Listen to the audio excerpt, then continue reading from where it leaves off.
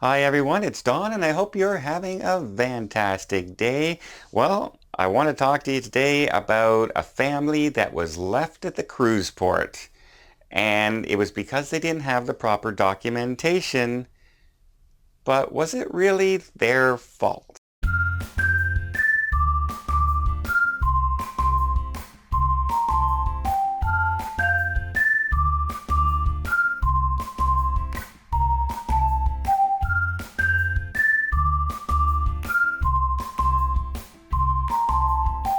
So let me explain the situation to you. A family decided to go to Alaska and they booked a cruise with a Norwegian representative to go on the Bliss to Alaska. And so these people are from India, and they sent in their passport information to the representative. Everything was okayed. They ended up going to the cruise port, went up to the terminal. They're all excited. They're talking about their plans and their entertainment, what's going to see on the ship, and everything's it's a big, huge ship. They can see it. They're ready. They're all excited. And they get up there and they hand in their thing and they go, "Where's your Canadian visa?" And they said, "We don't have a Canadian visa. We were told we don't need a Canadian visa if we're not getting in off at a Canadian port." So the cruise was going from Seattle to Alaska with one stop in Victoria, BC, Canada. So it was not it's a closed loop, but it was visiting another country. And so Canada requires visas from India. And they said, but our representative told us we did not need one. So frantic calls went out trying to reach the representative. The representative was unavailable for, is off or on vacation. That happens. People in the travel industry travel. I travel all the time. So yeah, that is a thing. After arguing and explaining their situation and showing them things and saying they have documented proof that the agent is the one who told them they didn't need a visa, they were still denied all of their cruise. And the ship set sail without them.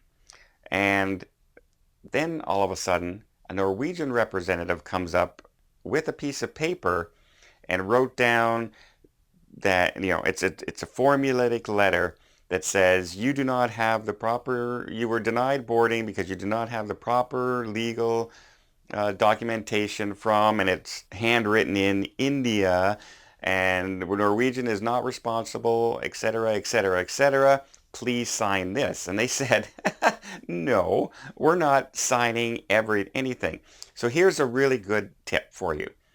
If anyone ever asks you to sign a non-liability form for any reason when you're arguing about your cruise or any, don't sign it. You don't have to sign a single piece of paper unless the paper says we will be giving you all your money back.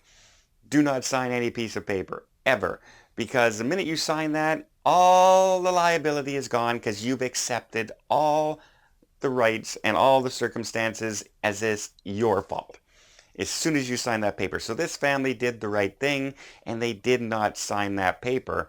And even you can see on the paper, it'll say refuse to sign. So that was a really good thing this family did. So now, all dismayed and disappointed, they get back on their flights. They book flights home. They fly home. And they ended up getting in contact with Norwegian and trying to say, hey, this happened, this happened.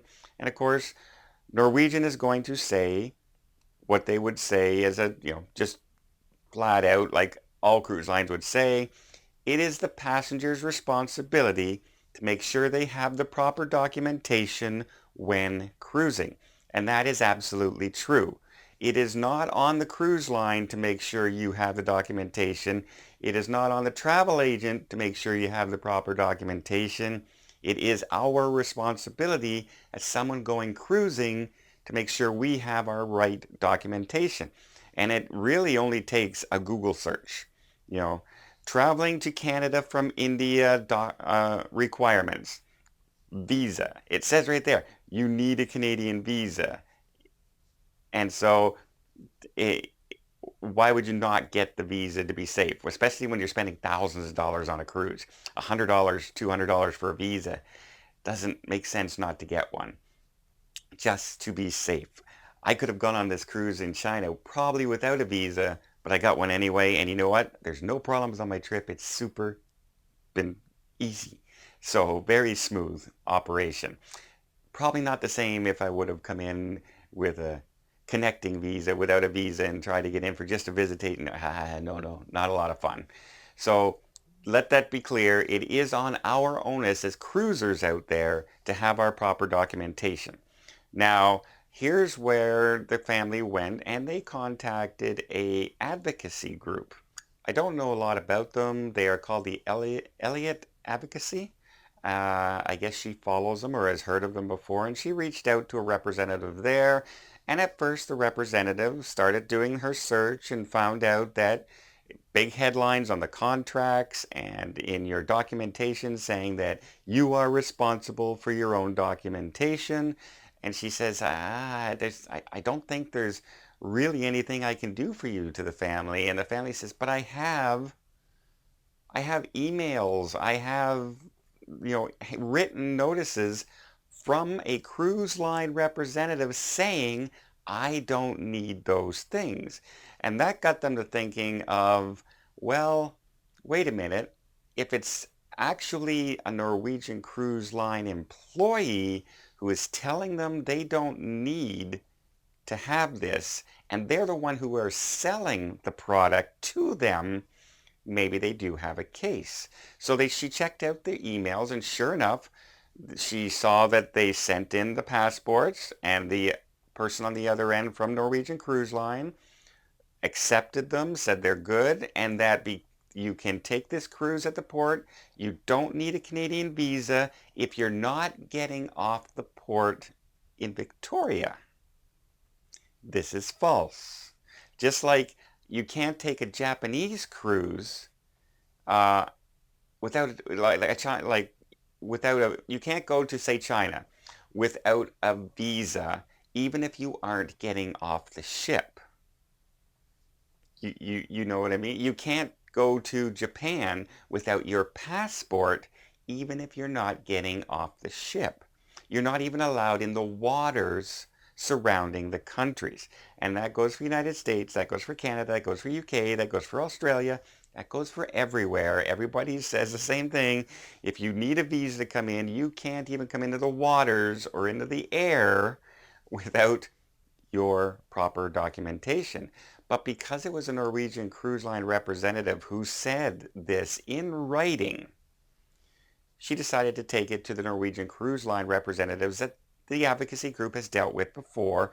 And sure enough, within 2 days, Norwegian Cruise Line granted them a do-over, if you will, a redo. They will cover the cost that they lost of the cruise. Everything that they were booked on, everything that they had spent money on for the cruise itself, they would get their money back. They would not get the money back for any hotels or any airfare that they spent, but at least they're getting their expensive cruise money back. And I have to stress this again.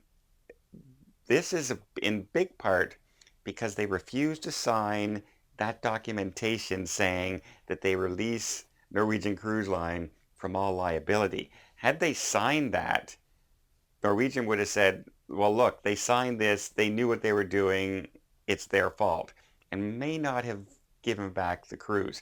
Now, good on Norwegian, they realized their representative made a mistake and took ownership of it, but they don't always, or most cruise lines don't necessarily will do this, because in big letters and in all the documentations that you'll receive on your tickets, and it does say that you are responsible for all your travel documentations, including passports and visas.